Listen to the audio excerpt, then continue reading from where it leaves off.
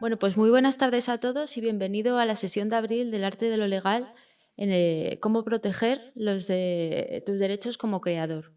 En esta sesión de abril vamos a abordar el tema de la investigación en la universidad y sobre todo, bueno, pues todos los aspectos que atañen a todos los trabajos que estéis desarrollando en vuestra carrera universitaria y que creemos que es de vital importancia que tengáis consideración de todos aquellos aspectos legales y, bueno, pues cómo proteger vuestros derechos en vuestras creaciones. Ahora voy a directamente, para no coger mucha parte de la sesión, a presentaros a las dos invitadas que nos acompañan en esta sesión del arte de lo legal. La primera persona invitada, que para nosotros es un gran orgullo que haya podido venir desde Madrid, es María Teresa Delgado. Muchísimas gracias, María Teresa, por habernos acompañado hoy. Pertenece al cuerpo facultativo de archiveros, bibliotecarios y arqueólogos del Ministerio de Cultura y Deporte, especialidad bibliotecas desde 2018. Y anteriormente al cuerpo de ayudantes, archivos, bibliotecas y museos, especialidad bibliotecas desde 2007. Ha desempeñado como funcionaria interina los siguientes destinos: gestor técnico de bibliotecas de la Universidad de Castilla-La Mancha de 2001 a 2006, ayudante de bibliotecas en la Biblioteca Pública del Retiro, Elena Fortún, Comunidad de Madrid, en 2006, y en el Museo Nacional de Artes Decorativas en 2007.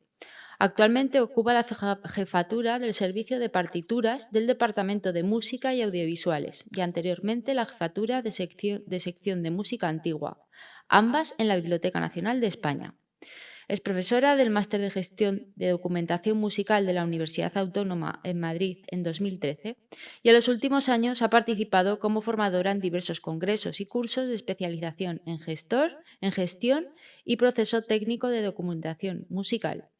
Ha publicado artículos científicos en diversas revistas especializadas, coordinó la elaboración del perfil de la aplicación de RDA de música anotada en la Biblioteca Nacional de España.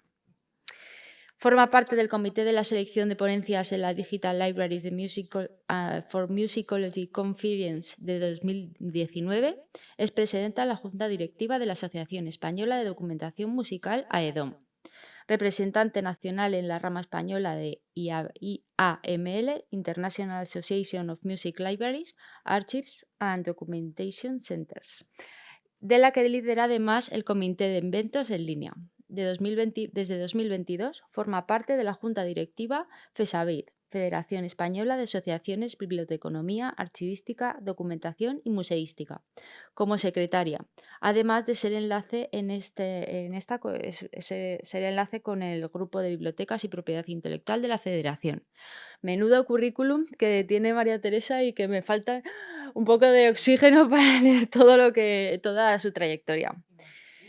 La siguiente invitada, muchos de vosotros la conoceréis, es Verónica López, que, tras diplomarse en Biblioteconomía y Documentación por la Universidad de León, en 2002 ejerció labores técnicas en el Instituto Leonés de Cultura en la Biblioteca Regional Mariano Berrugueta.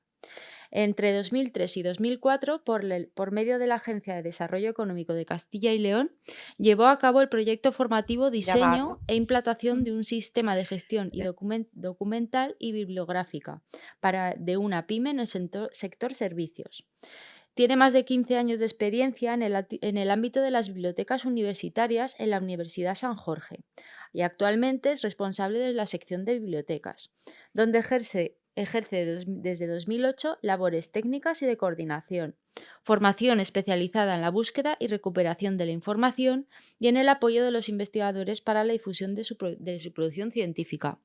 Bueno, dos personas que creo que tenéis que estar con los oídos muy abiertos porque nos van a enseñar muchísimo y, como no, Javier Lasueras, profesor docente en la Universidad San Jorge en el grado de Derecho y que coordina y colabora con Cultura USJ para la realización de este ciclo de conversaciones del arte de lo legal, que, como sabéis, es su cuarta sesión, esta de abril, y finaliza en mayo, el 17 de mayo, donde hablaremos de plataformas musicales y autoedición.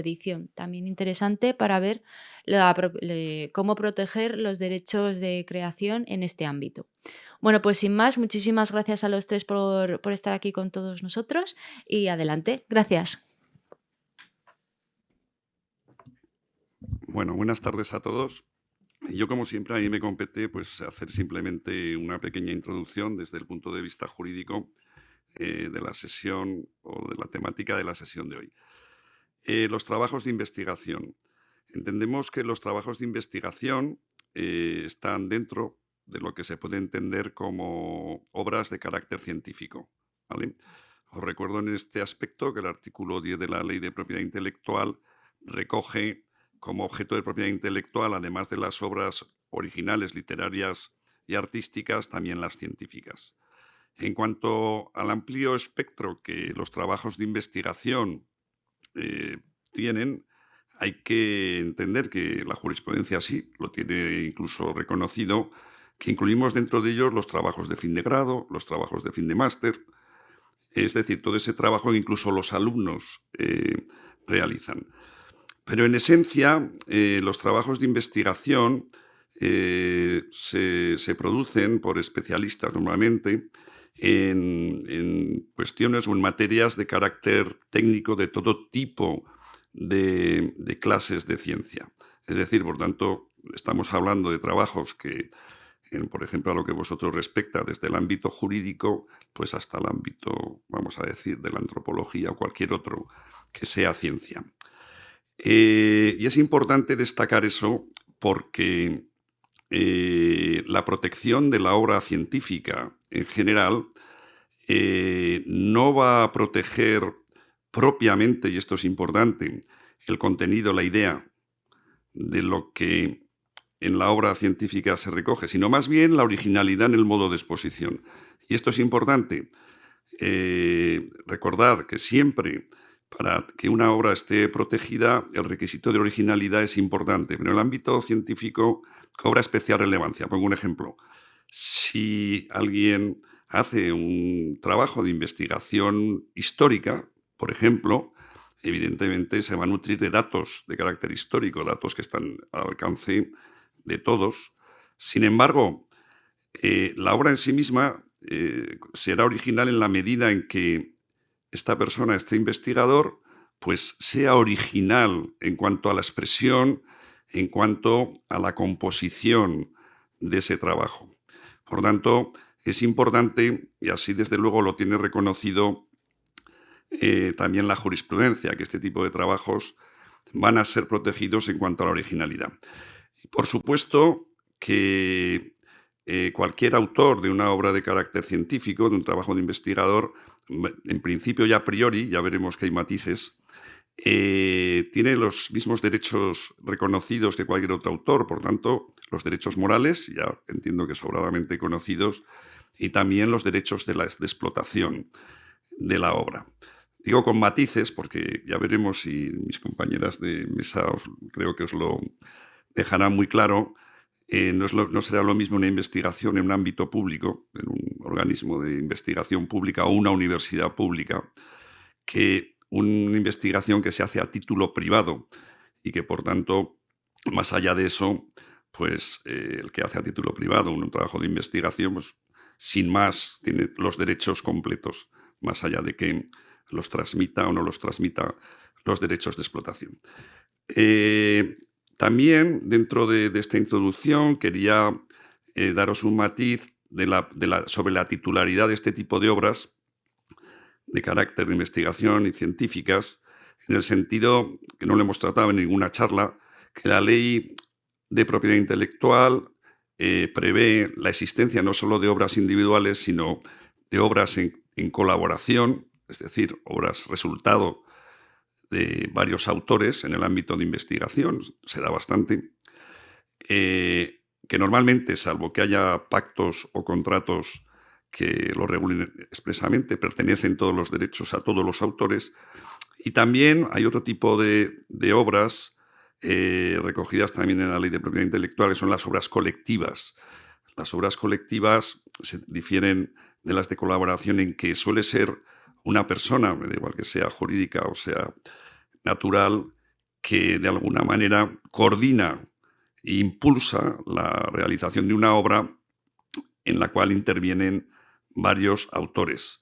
Deciros que en estos casos también existe la posibilidad, evidentemente, de efectuar contratos, pero si no se hacen, los derechos de explotación pertenecen a esta persona que los impulsa. En tercer lugar, y dentro de la titularidad de las obras, también hay que hacer una mención específica al artículo 51 de la Ley de Propiedad Intelectual, que hace referencia a las obras y trabajos de investigación, en este orden hay bastantes, que hacen personal contratado, personal laboral, para determinadas empresas. Salvo que haya un pacto en contrario o que sea distinto, esos trabajos se presumen y esos derechos de explotación, no hablo de los morales, que pensar que eso siempre acompañan al autor, los derechos de explotación van a ser para el empresario. Por tanto, si no se dice nada en el contrato de trabajo en contra, cualquier trabajo, cualquier obra va a pertenecer, en cuanto me refiero, insisto, a los derechos de explotación, al empresario.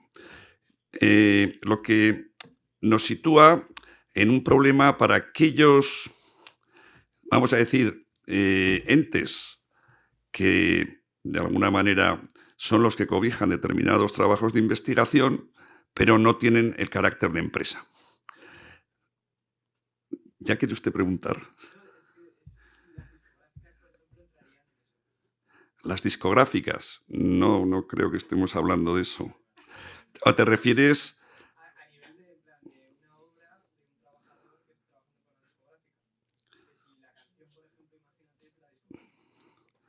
Bueno, vamos a ver, normalmente puede ser que una discográfica contrate a, vamos a decir, compositores, pero tendrán un contrato muy específico. No suele ser lo normal. Una discográfica lo que hace normalmente es producir obras que han escrito otros autores.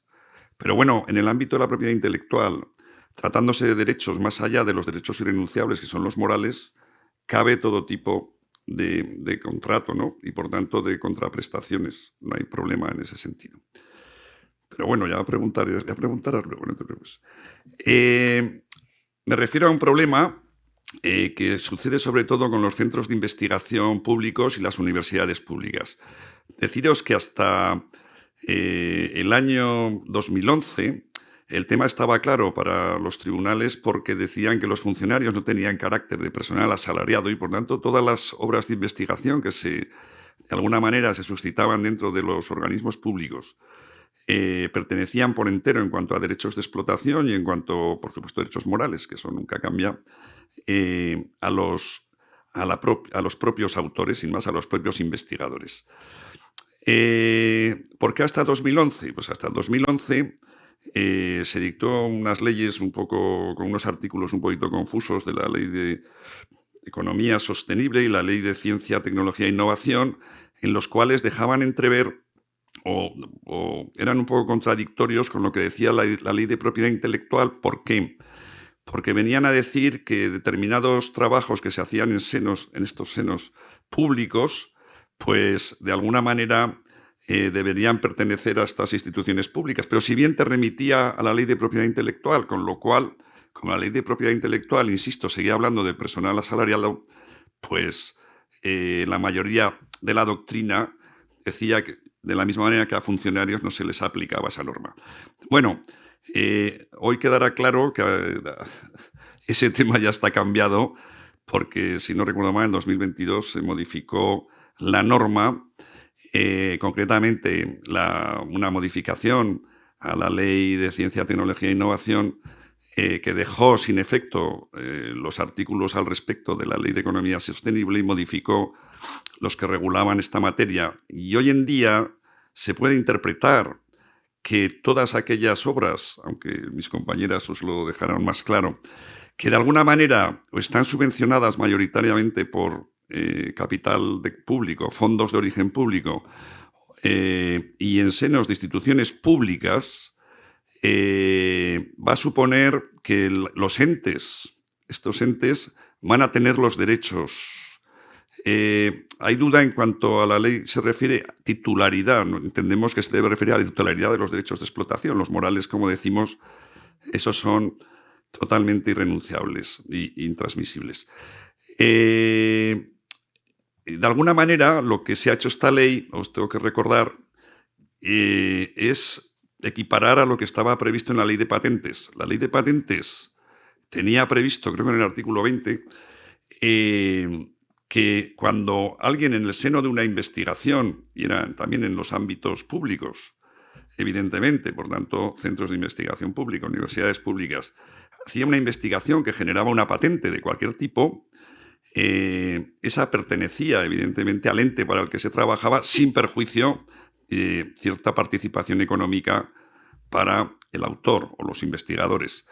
Eso es lo que ha hecho la ley actual, de alguna manera, pero para la propiedad intelectual, por tanto, ya no solo invenciones, sino todo tipo de obra. Bien, eso por una parte. Luego, y por último, me voy a referir a que la ley de propiedad intelectual, como a la mayoría de los derechos, ya sabemos que la mayoría de los derechos no son ilimitados, no son absolutos, tienen límites, pues también la ley de propiedad intelectual prevé, a partir de la transposición de la directiva de la materia, el que haya ciertos límites.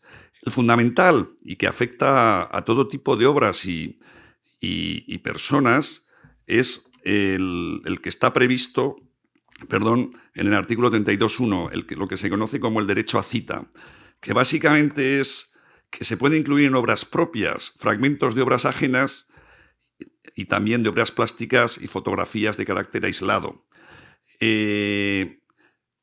Siempre que, primero, hayan sido divulgadas previamente, porque se tiene que respetar el derecho moral a decidir la divulgación o no por parte del autor, que se incluyan en obras con fines docentes y de investigación, que este es el caso, que se haga a título de cita, análisis, crítica o comentario, y siempre indicando fuente y nombre de autor. Es decir, un carácter general, y pensar que se está hablando de fragmentos, es importante hablar de fragmentos, se pueden utilizar obras ajenas, sobre todo en trabajos de investigación, pero cumpliendo, digamos, estos requisitos.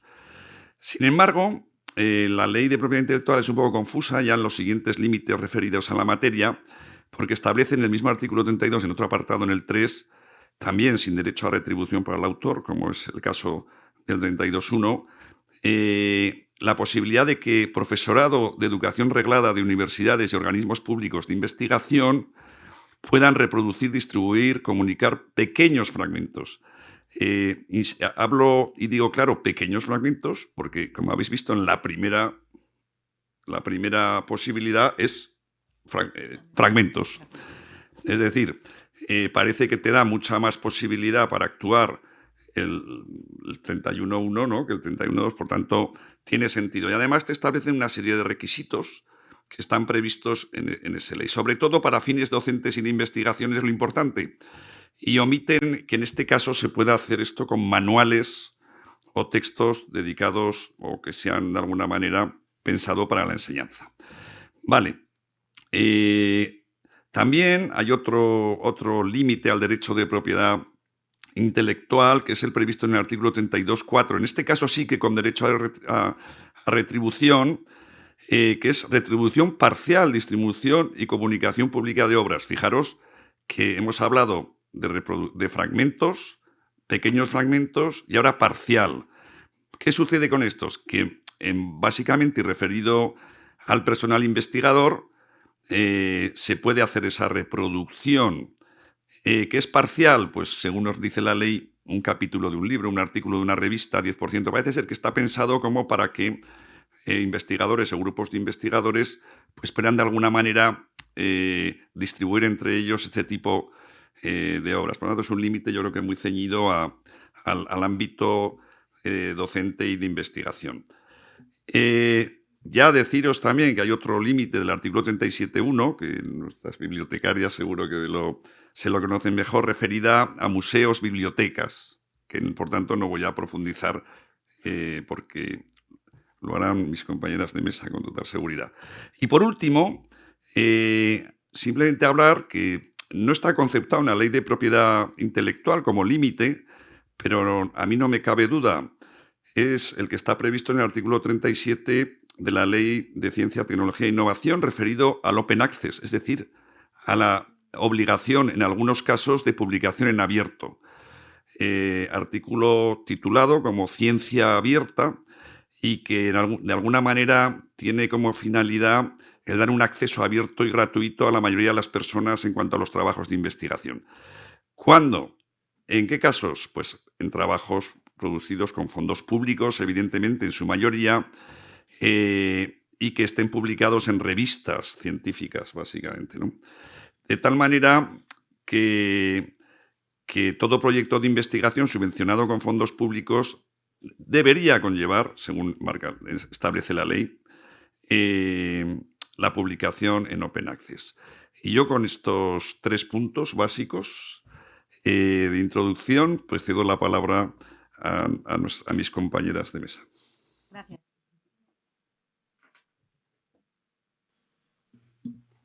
Hola, buenas tardes. Bueno, siguiendo un poco al hilo de lo que ha estado comentando Javier, bueno, empiezo diciendo que estamos viviendo un cambio en el escenario de la publicación científica. Ya no vale el modelo tradicional, donde el editor obtenía el producto a bajo coste, con un control absoluto sobre los derechos de autor de la publicación o imponiendo una política de distribución y acceso a los contenidos. Hoy en día ese modelo está cambiando, incentivándose por medio de subvenciones y proyectos como Horizonte 2030 la publicación en acceso abierto, donde los autores conservan sus derechos de autor y cuya política de distribución radica en que el acceso a los contenidos llegue a la sociedad en general. Para ello, los resultados de investigación de proyectos financiados por fondos públicos establecen la obligación para los beneficiarios de las subvenciones de cumplir el mandato de acceso abierto en 2 pasos. El primero es depositar los resultados de la investigación en un repositorio, lo que debe hacerse lo antes posible y como muy tarde a la publicación de estos. Dotar de acceso abierto a los contenidos por medio de la vía verde, que es a través de un repositorio, como hemos dicho, en un plazo máximo de entre 6 y 12 meses, dependiendo del área temática, o por la vía dorada a través de una revista de Open Access pura o híbrida.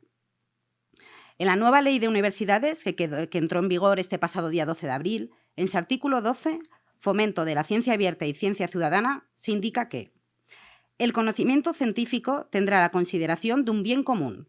Las administraciones públicas y las universidades promoverán y contribuirán activamente a la ciencia abierta mediante el acceso abierto a publicaciones científicas, datos, códigos y metodologías que garanticen la comunicación de la investigación a fin de alcanzar los objetivos de investigación e innovación responsables que se impulsen desde la comunidad científica, así como los objetivos de libre circulación de los conocimientos científicos y las tecnologías que promulga la Política Europea de Investigación y Desarrollo Tecnológico.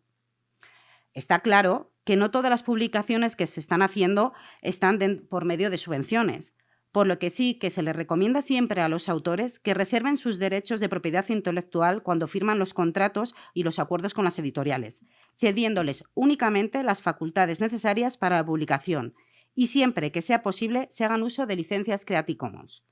Con esto se evitaría, por ejemplo, que para que un docente pueda utilizar un artículo en una clase que ha escrito él, tenga que pagar o para en una conferencia poderlo enseñar, ¿vale? El acceso al conocimiento científico es esencial para la transferencia del conocimiento y la generación de nuevo conocimiento. Para ello, las instituciones, como es el caso de las universidades, se comprometen con la necesidad de promover la difusión de la investigación y docencia a través de los medios de edición y difusión electrónica que propician una política de acceso abierto a la información. Dentro de las actividades propias de las universidades, la docencia y la investigación, hay cuestiones de propiedad intelectual a considerar tanto en los materiales que los docentes preparan para las clases y expresan a los alumnos, como los trabajos presentados por los estudiantes. A la hora de realizar cualquiera de estos 2 materiales, hay que tener en cuenta las siguientes premisas. Crear tus propios materiales, que de esta manera no tienes por qué preocuparte por los derechos de autor ajenos.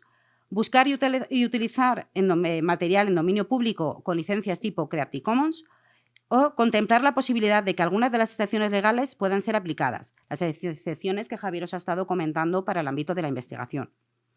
No obstante, cuando el contenido que nos interese esté protegido con todos los derechos reservados, existen opciones para poderlos utilizar.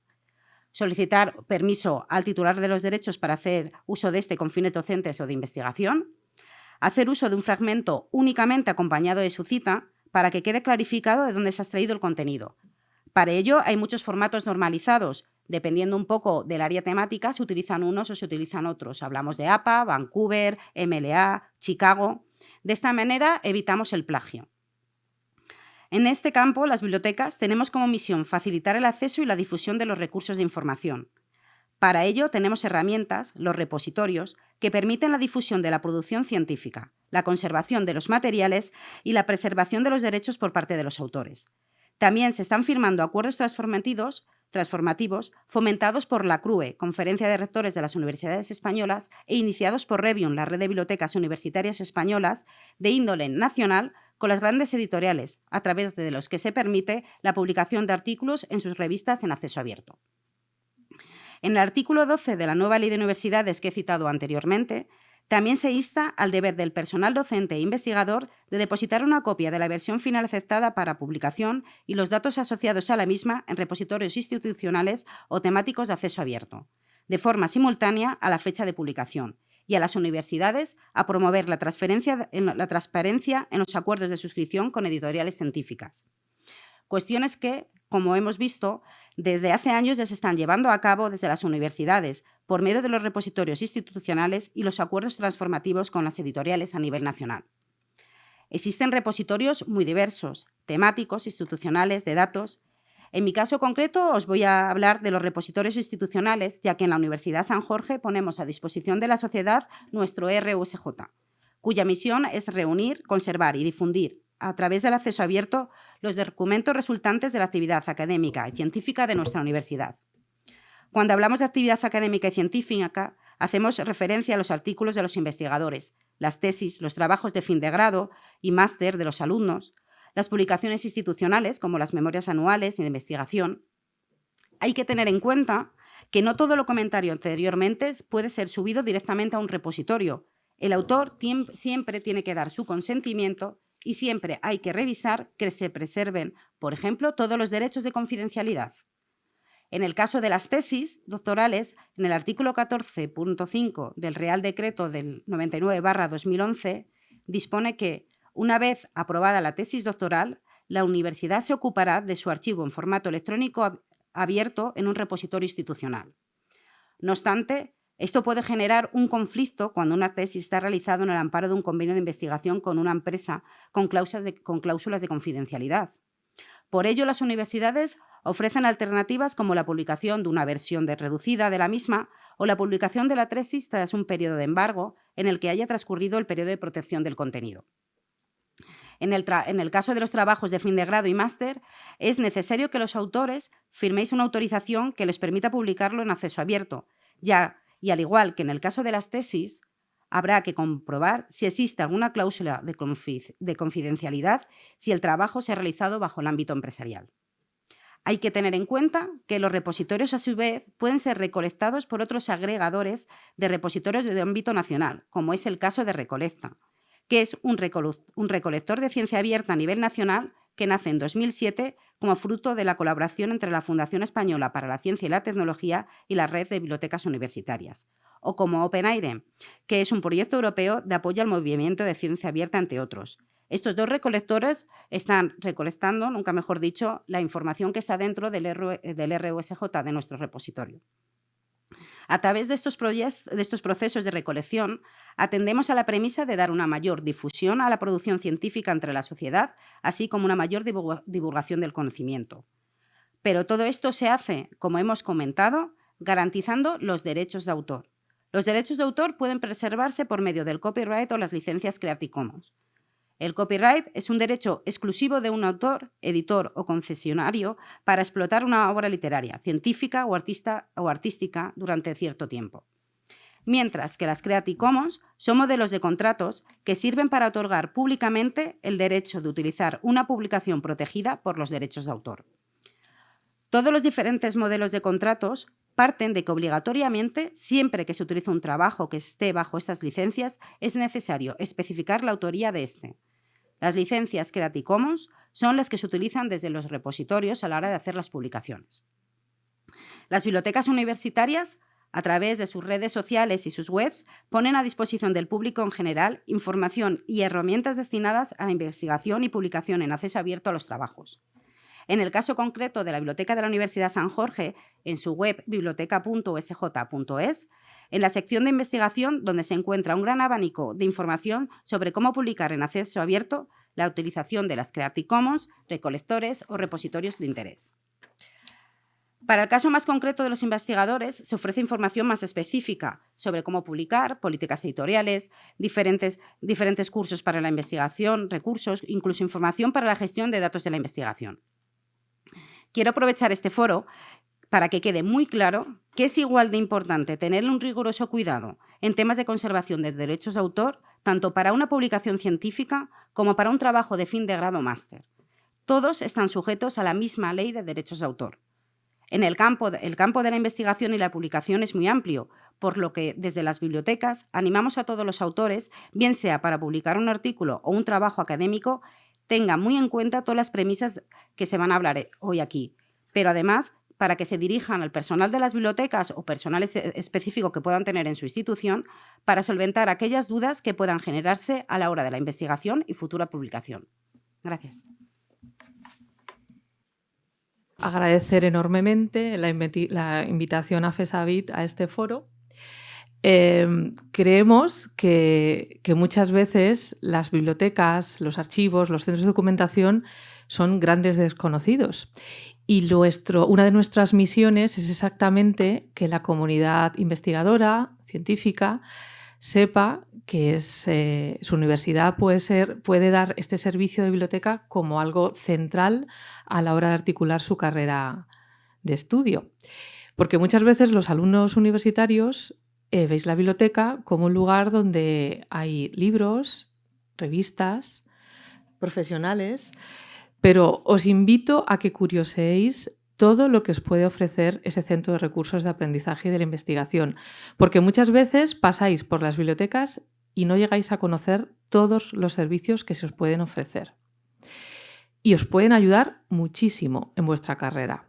Entonces, en primer lugar, dar la enhorabuena a la Universidad San Jorge por la labor que hace, porque he estado investigando un poco todo lo que estábamos planteado para esta sesión respecto a la investigación y no lo he referenciado en mi PowerPoint porque estaba aquí la responsable, pero os invito a que veáis toda la información súper sintética que se ha trabajado desde la biblioteca para que conozcáis lo que es el Open Access o la cita, cosas que yo voy a contar ahora y que voy a referenciar en otras universidades, pero que desde la página web de la Universidad San Jorge se ha sintetizado de forma muy clara muchas cosas que os pueden venir muy bien para vuestra carrera. ¿De acuerdo?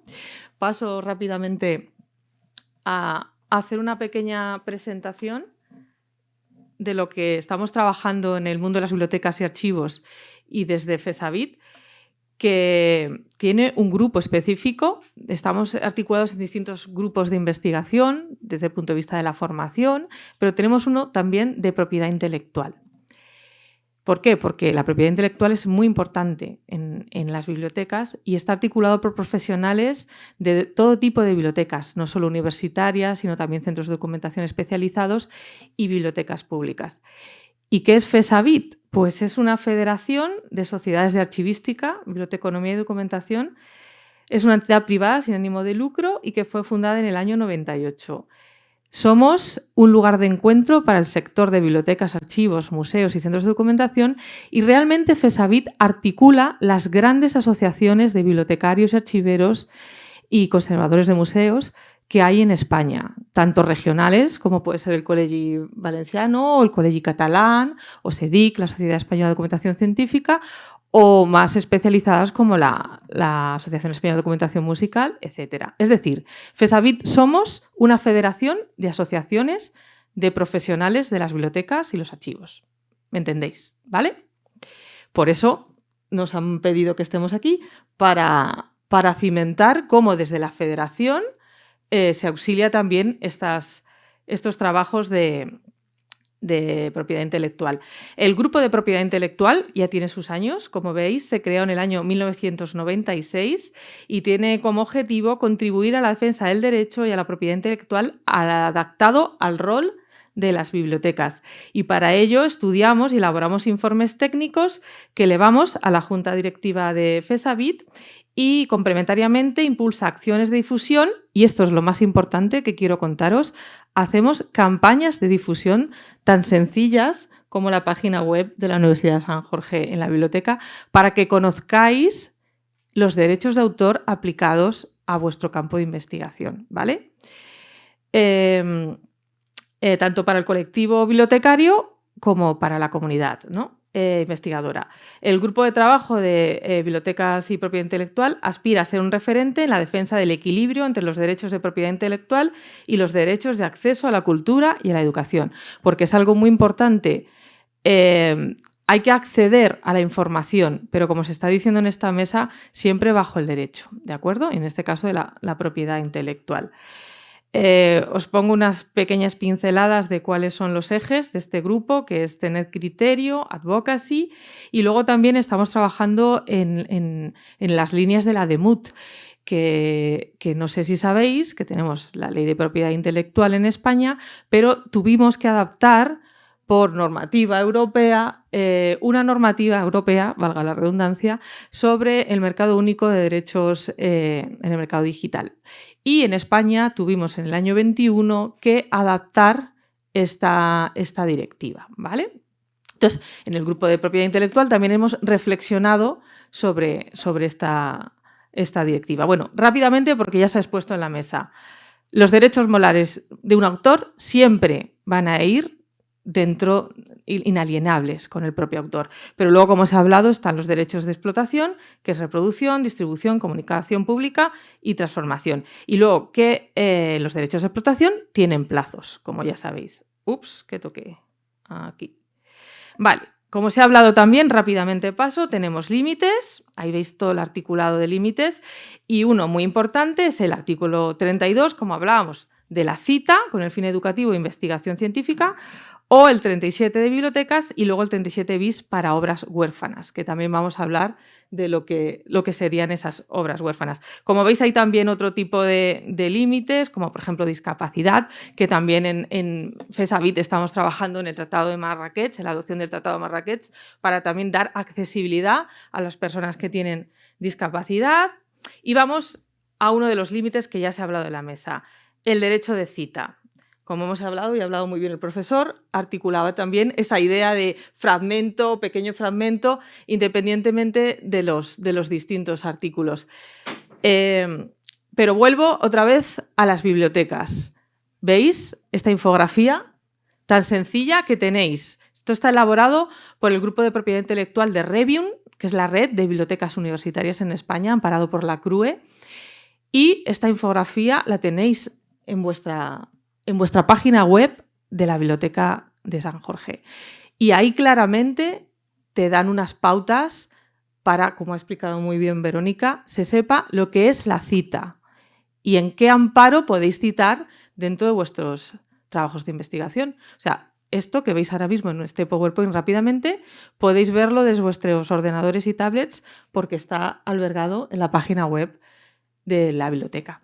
Pero en esa actividad muy activa, valga la redundancia también, que tenemos los bibliotecarios hoy en día, creamos guías bibliográficas para, por ejemplo, cómo elaborar citas y bibliografía. Pues, por ejemplo, aquí tenemos una serie de pasos, como cómo evitar el plagio, videotutoriales, gestores bibliográficos, que están albergados ya en bibliotecas universitarias, como este ejemplo de la Biblioteca de la Universidad Nacional a Distancia.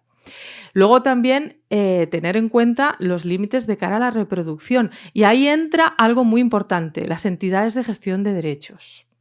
Estamos hablando de la explotación y la explotación conlleva que a veces esa explotación está albergada en entidades de gestión de derechos. Decías antes el tema de las discográficas. Algo muy importante es GAE y los derechos de autor que puede llevar el compositor.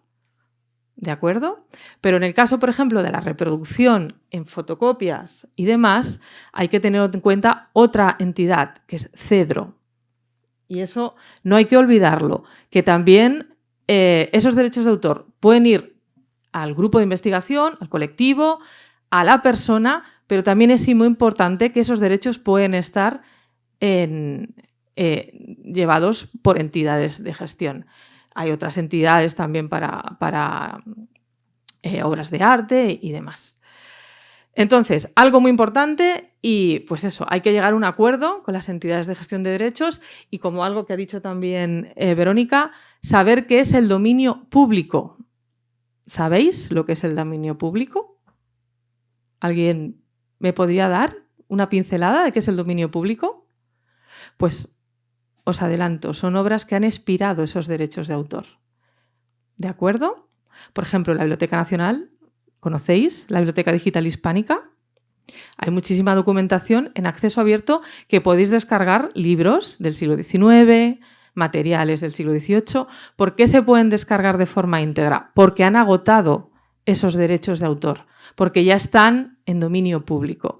Se tiene que consultar por ejemplo, la Biblioteca Nacional elabora listados de qué autores tienen ya agotados los derechos de autor.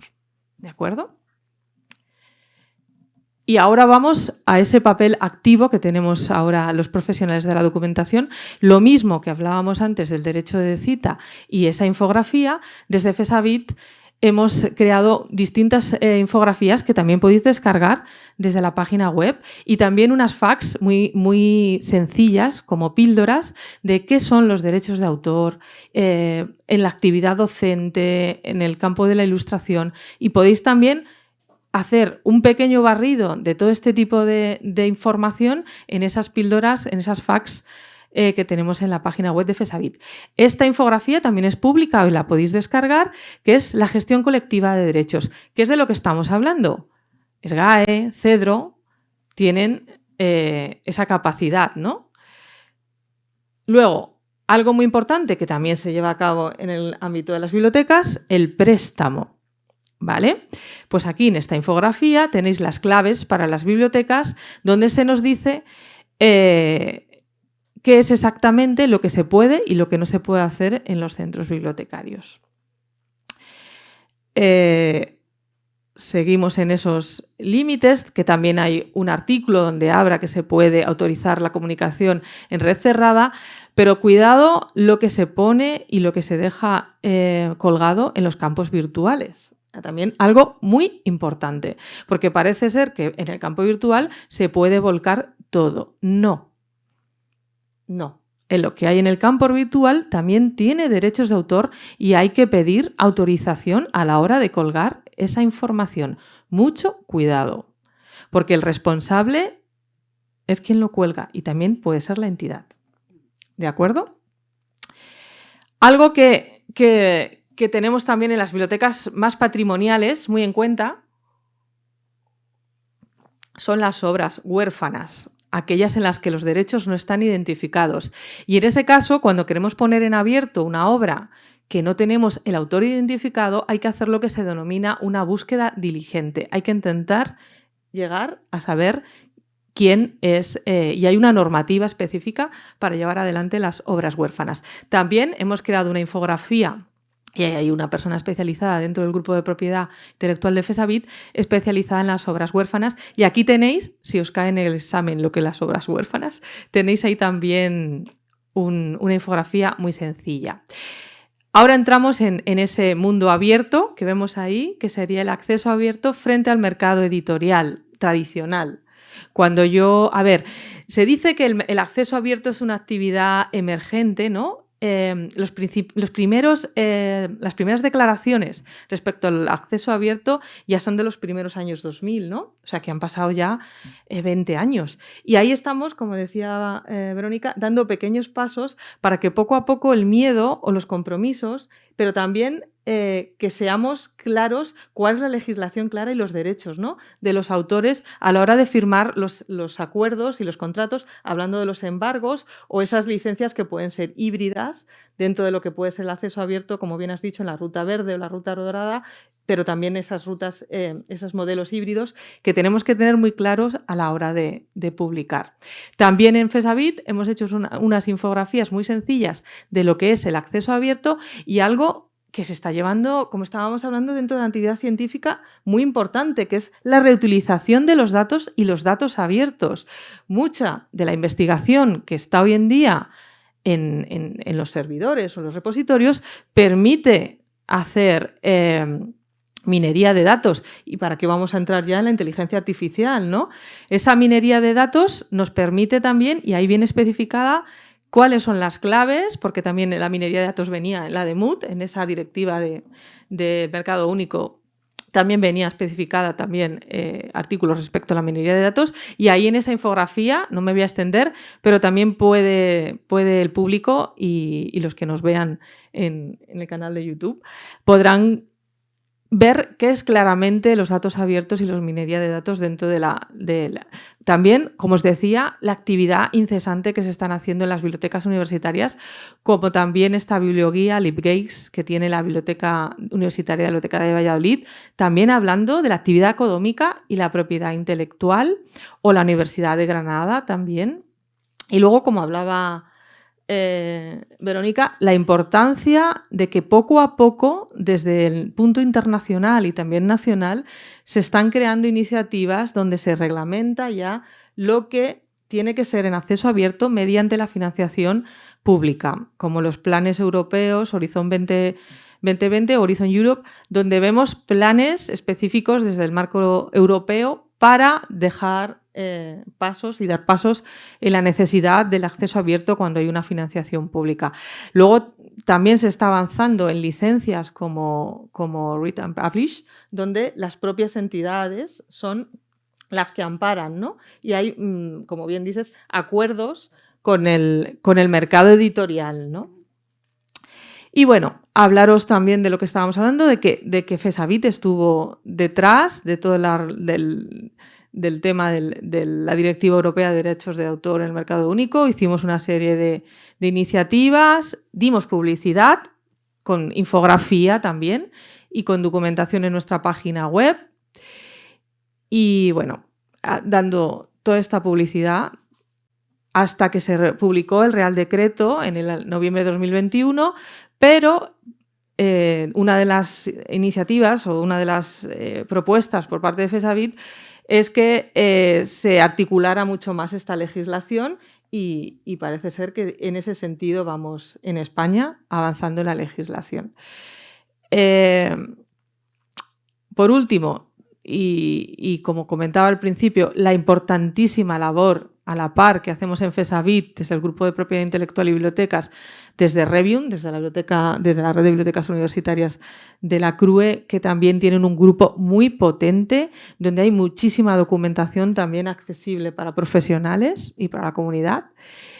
Como veis, también han publicado gran cantidad de infografías en su página web. Y bueno, resumiendo y acabando, las bibliotecas son centros de recursos para el aprendizaje y la investigación, como ahora las llamamos, los CRAIs, pero además, sigo repitiendo, la capacidad y la actividad activa, repito, que tienen hoy en día los profesionales, como lo que tenéis aquí en vuestra universidad, y donde, desde el punto de vista de la propiedad intelectual, creo que es muy importante que haya grupos transversales donde estén los profesionales de las bibliotecas, el archivo, en el caso que haya un repositorio que esté llevado por la parte de archivo, el área de tecnología y comunicaciones, en el caso de los repositorios, desde luego, y luego también la gestión de proyectos y las asesorías jurídicas que pueda haber por parte de los docentes o la propia asesoría jurídica de la universidad. Luego, tener claro, como hemos visto, lo que es un colaborador frente a un coautor, tener esas pautas a la hora que participéis en proyectos de forma muy clara. También tener en cuenta esos derechos de autor en vuestras tesis doctorales y en los trabajos de investigación.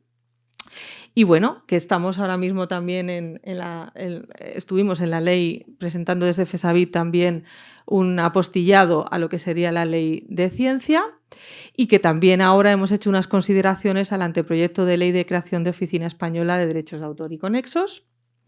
y muchas gracias. Cualquier información, consulta, pregunta, ahí está mi correo, secretaria@fesavit.org. Muchas gracias a la Universidad de San Jorge y a los asistentes.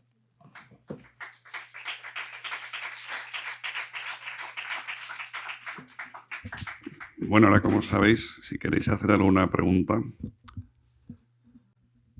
¿no queréis hacer preguntas? Pues la voy a hacer yo. Me parece interesante, aunque es algo básico, cómo funciona una biblioteca desde el momento en el que adquiere unos libros, ¿no? Los deja a préstamo. Yo quiero decir, ¿paga algún tipo de derecho a alguien? Depende del tipo de biblioteca. A ver, desde niños habréis ido a bibliotecas escolares, supongo, ¿no? En el colegio, tal vez, que aunque hay que hacer cada vez más presión en lo que es la figura de la biblioteca escolar, pero también conocéis lo que son las bibliotecas públicas. Las bibliotecas públicas se paga una remuneración por ese préstamo, ¿no? Porque también hubo una directiva que tuvo que y hay un canon por el préstamo público, por el préstamo de documentos de las bibliotecas públicas. Luego volvemos a las bibliotecas patrimoniales, donde puede haber obras que ya no tienen derechos de autor, como pueden ser bibliotecas regionales que conservan fondos del 18, del 19 y bibliotecas universitarias, que te cedo la palabra. Aquí, a ver, desde las bibliotecas universitarias tenemos siempre detrás a Cedro, pegado y buscando la universidad, que no solo están con el tema de los préstamos en la biblioteca, sino como también en el uso de lo que estamos hablando, de lo que conocéis vosotros por vuestra PDU, que es la plataforma docente universitaria, y por lo que se cuelga dentro de ellas. Entonces, y de preservar todos los derechos de autor de todas las obras. Entonces, sí, está todo bastante, o intentan que esté bastante vigilado. Sí. Sí. Sí, porque es un poco lo que decíamos antes de las entidades de gestión de derechos, ¿no? Que la ley implica que tú como creador tienes tu derecho, pero en el caso de la gestión colectiva se lleva adelante por esas entidades. ¿No tenéis ninguna pregunta, de verdad? No, de verdad que no. Pues mira, yo tengo otra. Ya me conocéis. Habéis hablado de las Creative Commons. ¿Podríais hacer una ligera semblanza de lo que son? Es un vamos a decir, un sitio alegal, es un sitio legal, es un sitio que de alguna manera, al revés, garantiza los derechos de autor y básicamente ¿en qué consiste? Pues justo lo tengo aquí y no estaba preparado. Pues tal cual leo, ¿no? Proporcionan a todo el mundo, desde el creador individual, así como a las instituciones, una forma simple y estandarizada de otorgar permisos legales a sus obras creativas. Son licencia copyleft. ¿Qué diferencia entre el copyright y el copyleft? Pues que son licencias más abiertas, ¿no? Y hay 6 tipos básicos. ¿Veis normalmente cuando hay esta licencia un cuadradito al final? Por ejemplo, en imágenes con 2 Cs, pues ahí hay una serie de iconos, ¿no? Que te van diciendo el tipo de licencia, ¿no? Y como digo, hay 6 tipos. Reconocimiento compartir igual, reconocimiento sin obra derivada, reconocimiento no comercial, reconocimiento no comercial compartir igual y reconocimiento no comercial sin obra derivada. ¿Qué es una? Bueno, no comercial está claro lo que es. O sea, reconoces la autoría, la propiedad intelectual, compartes en las mismas condiciones. Cuando se habla de no comercial es de que no hay lucro desde ese punto en el recurso. Y luego cuando se habla de obra derivada, ¿sabréis lo que es una obra derivada? Pues una obra a partir de, está claro. cuando te permite hacer obra derivada o no te permite hacer obra derivada, o una nueva obra a partir de aquella. Por ejemplo, una obra derivada en el campo de la música puede ser de una sinfonía, un arreglo para guitarra. Estás haciendo una obra derivada, otra obra, pero te estás basando en una obra intelectual de otra persona. Además, cabe decir que las Creative Commons son gratuitas, porque yo una de las preguntas que te hacen, ¿y cómo puedo utilizar una Creative Commons? Es muy fácil, entras a la página web de Creative Commons y eliges el modelo que tú quieres utilizar. Es totalmente gratuito. Que tiene muchos signos, como estaba, muchos simbolitos. Si tú pinchas sobre, cuando estás sobre un documento que tiene una Creative Commons, al pinchar sobre ella directamente te va a llevar a la página web de Creative Commons y te va a explicar lo que vas a poder hacer con ella o no. Entonces, bueno, son muy sencillas de utilizar y es el futuro a día de hoy para este tipo de cosas. Pero volvemos a lo mismo. Queréis consultar y compartir algo en vuestro blog y queréis utilizar una licencia, preguntar a la bibliotecaria. O entrar en la página web, tenéis un apartado, como os he dicho, en la cual te especifica cuáles son las Creative Commons y cómo se utilizan. Pero sí, sobre todo eso, ante la duda, siempre ir a la biblioteca que os podemos ayudar. Nos mandemos. Yo tengo una pregunta. ¿Recomendáis el uso de las Creative Commons dentro del ámbito de la investigación? Sí, porque bueno, es que a día de hoy por lo que más se aboga es por un movimiento Open Access y para ello necesitas una Creative Commons. Entonces, sí, un sí rotundo. Sí. Es que, a ver, dentro de lo que es la comunidad científica hablamos de esos factores de impacto, ¿no? Las referencias, todo lo que implica la bibliometría y que tan importante es en la carrera científica investigadora. Y qué mejor forma, ¿no? Siempre amparado en... Claro, además es que cuando hablas de... cuando aún hasta ahora a los investigadores cuando se les está evaluando por su producción científica, siempre es lo que está potenciando, pues siempre se utilizan WOS, Scopus, que tienen diferentes percentiles o métricas, ¿no?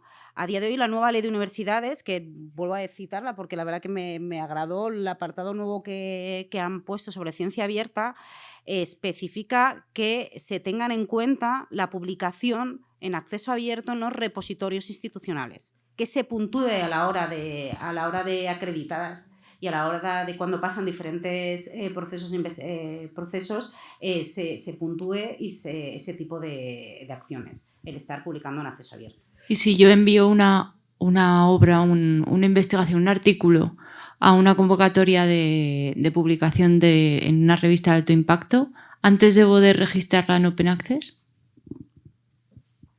Sí, tú mandas tu artículo y se entiende que tú ya tienes la autoría de ese artículo. No es que lo tengas que registrar, pero siempre pones que los derechos son tuyos. Lo que es importante, si lo quieres publicar en una revista, es que también en la biblioteca también se referencia a Sherpa Romeo o Dulcinea, que te dan las pautas de los derechos de autor en la revista que Sherpa y Romeo es a nivel internacional y Dulcinea a nivel español, que te dan las pautas para poder saber en qué condiciones. Y también algo muy importante de cara a alumnos a la publicación de vuestros trabajos, el plagio. El plagio. Y que hoy en día hay motores y programas específicos antiplagio. Y las universidades, y vuestra universidad, lo tiene. Vosotros sabéis que la Universidad de San Jorge trabaja con Turnitin. Entonces, muchas veces, además, hay muchas veces que hacéis plagio sin querer, porque no citáis. Hay otras veces que no, ¿eh? Hay alguno que se le ha ocurrido coger y pegar el texto y lo pegamos en Google y aparece exacto. Pero no. O hay veces que lo hacéis porque no habéis citado bien. Lo que estaba hablando antes de la importancia de una cita es para evitar eso, un plagio. Es muy importante saber citar bien y además hacerlo con conocimiento. Y cuando citas y cuando utilizas información o obra de otro autor, citarlo y utilizar el tanto por ciento que se puede utilizar, no pasarnos de ese baremo del como máximo el 10%.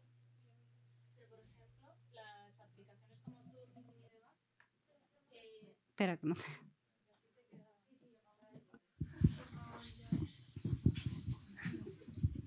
Las aplicaciones como Turnitin y demás también entienden, por así decirlo, las citas. Sí, claro. Ah, vale. Sí. Oh. Sí, es una de sus funciones, es entender dónde hay una cita, porque la busca y para que te dice que es una cita y entonces no es un plagio. Vale, gracias.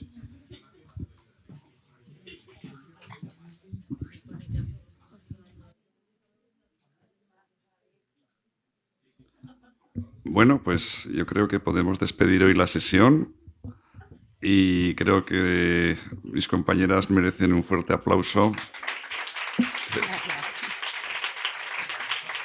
Y espero que os haya quedado claro el asunto, ¿eh? Y yo espero veros por la biblioteca. Eso. Bueno, gracias a todos por venir y hasta la próxima. Muchas gracias. Gracias.